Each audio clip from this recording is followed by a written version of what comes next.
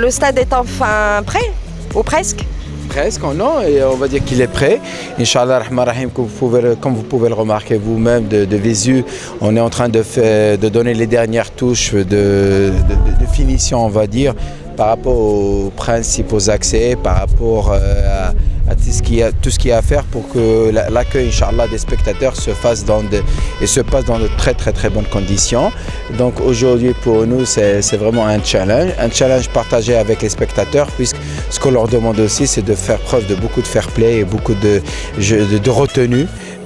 Sachant que de notre côté, en ce qui nous concerne, aujourd'hui le stade est équipé quand même d'un certain nombre d'outils nous permettant de mieux maîtriser ce qui se passera à l'intérieur. Notamment, là je citerai les 88 caméras qui ont été montées, embarquées dans l'enceinte du complexe et même à l'extérieur, ce qui nous permettra de suivre tous les agissements, les comportements susceptibles, je dirais, de créer des troubles au niveau du public.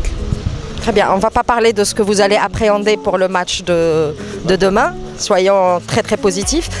Qu'est-ce que par contre vous escomptez avec tous ces changements, notamment la deuxième phase de tout ce qui va se passer au stade? Est-ce qu'on aura plus de femmes, plus de familles? Est-ce qu'on aura plus de plus d'affinité de façon générale avec le stade de façon générale? Écoutez, la vérité,